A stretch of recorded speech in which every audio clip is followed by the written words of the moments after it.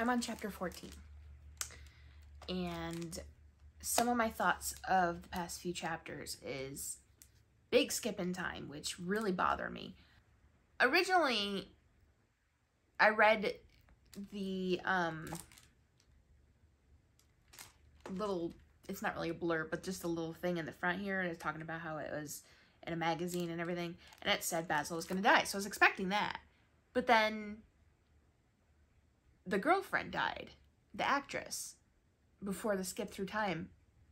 So I was thinking that maybe there was, you know, it was wrong in the blurb or something, but okay, Basil's actually dead now.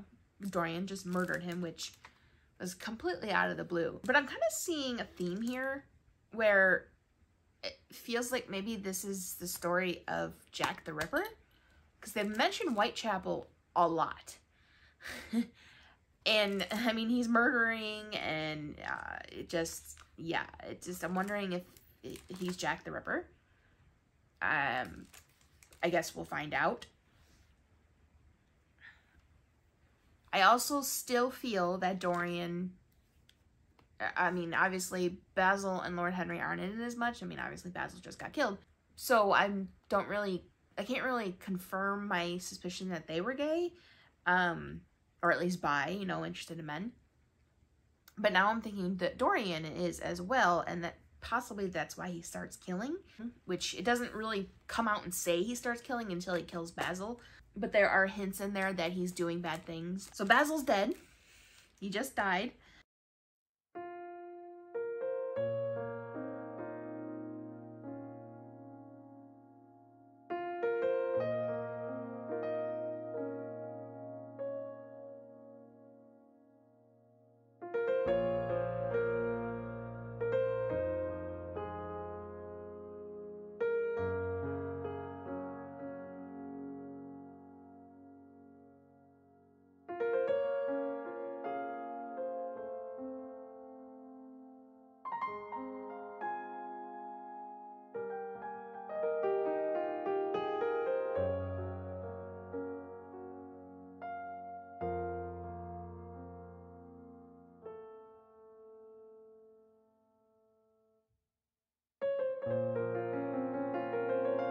Wait, is the girlfriend not dead?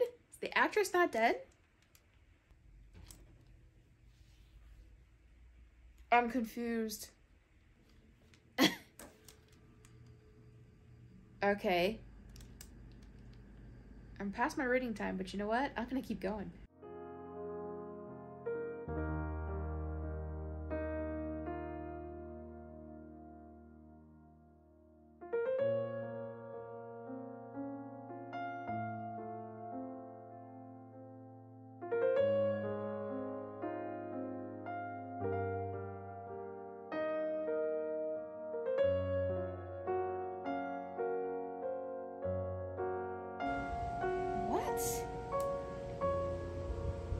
No.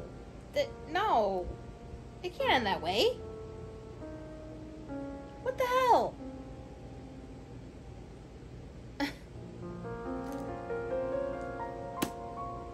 Oh, that was disappointing.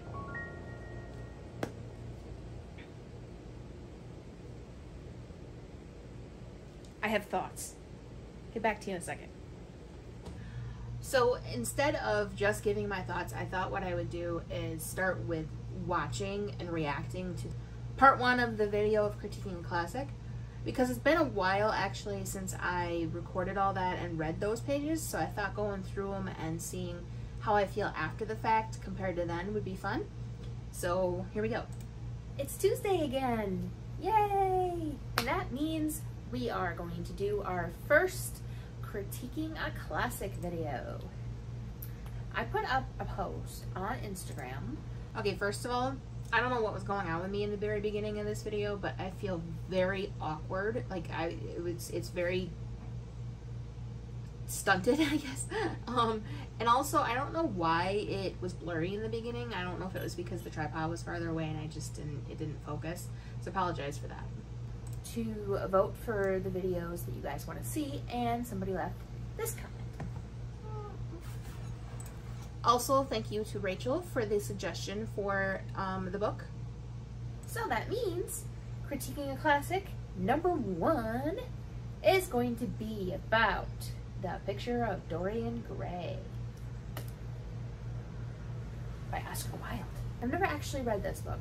Oscar Wilde's never really been one for me to read. I've never really thought about reading his books, so I'm kind of intrigued by this.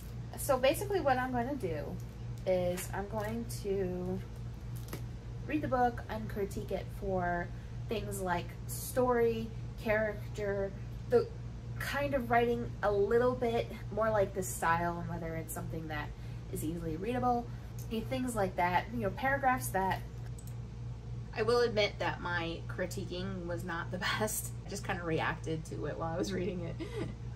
Hopefully I can get a little bit better at that.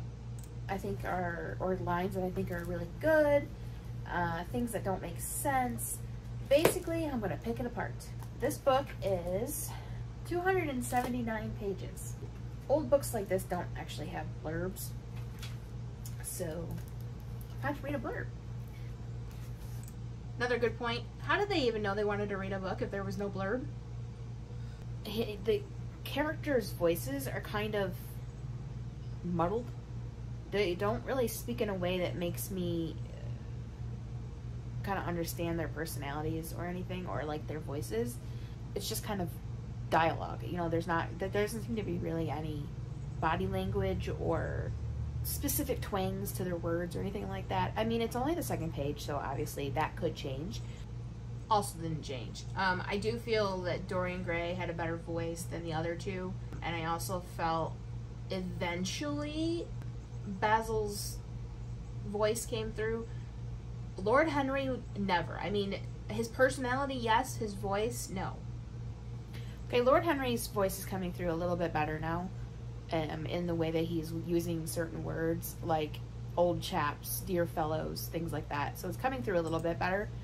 I did say that. And it did in the beginning, but eventually he was just an annoying, insufferable prig, basically. And I don't know if that's the way he was supposed to be, but like I said, his personality came through, but his voice was very, very rare.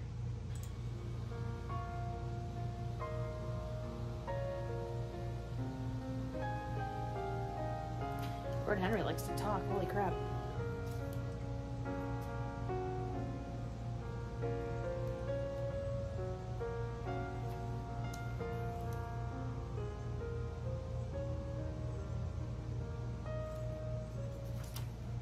Okay, so wait, his name is Lord Henry, but Basil says Harry. So is his name Harry Henry? That's confusing. It never got any better.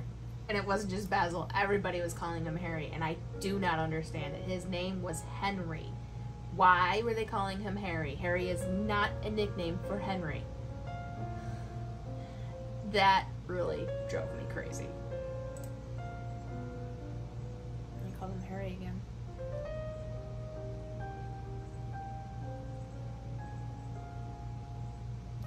Aha, so in comes Dorian Gray in their conversation. Okay, so Dorian Gray is not the main character? That's the impression I'm getting now, that Dorian Gray is not the main character. I would think with a title like The Picture of Dorian Gray would be the main character.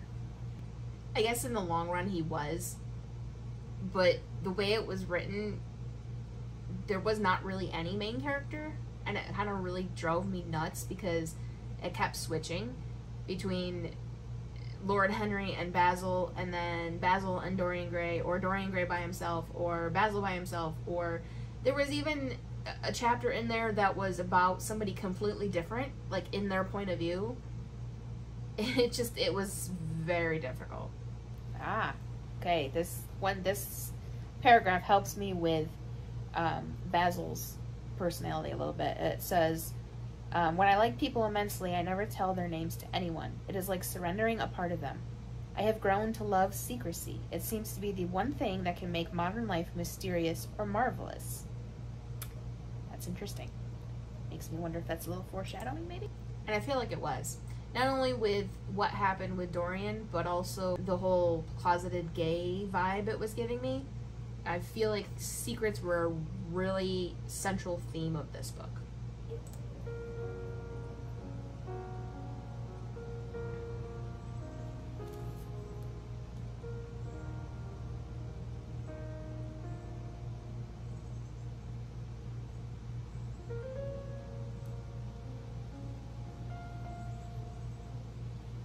Ooh. Ooh, Lord Henry, no. No, no, no. Bad, bad, bad. One charm of marriage is that it makes a life of deception absolutely necessary. Bad, bad, bad. I get that that was kind of the thing back then. So it was something that readers probably could relate to, but ooh, that makes me cringe. So yeah, that doesn't make me like Lord Henry very much right now, but... And not much else did. And I think that's one of the issues of reading classics, is that stuff that back then was kind of commonplace makes us a little uncomfortable now. Yeah. He keeps calling him Harry, though. I don't understand. I thought his name was Lord Henry. Is it Harry Henry? Or... I don't think it says.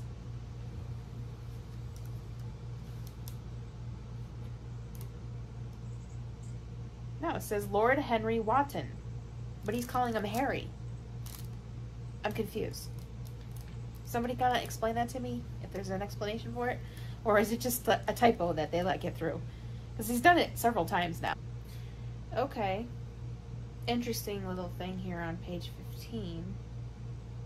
Not what I think Oscar Wilde was intending, but there's a little bit of a gay slant on Basil's personality here. And Lord Henry he's talking about seeing Dorian Gray for the first time. And he said, when our eyes met, I felt that I was growing pale. A curious sensation of terror came over me. I knew that I had come face to face with someone whose mere personality was so fascinating that if I allowed it to do so, it would absorb my whole nature, my whole soul, my very art itself. Is it just me reading too much into that? What do you guys think? Central theme. I don't know if it was intentional, but central theme.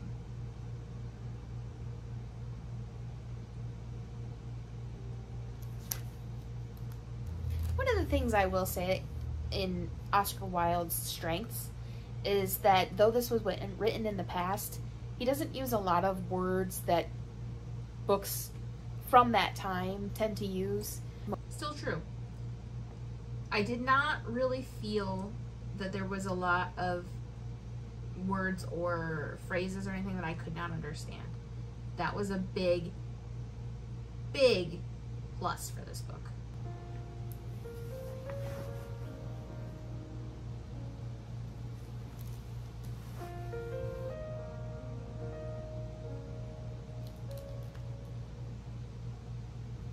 I felt like that meme in this clip. Could not get comfortable. Kept moving. The many positions of a reader.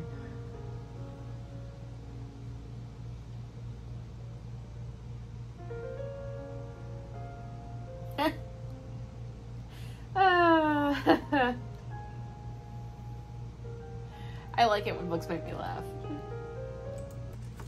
The line that made me laugh, for anybody that's interested, was, "Oh, brothers, I don't care for brothers. My elder brother won't die, and my younger brothers seem never to do anything else." I just found that kind of funny. After the first chapter, my thoughts are this.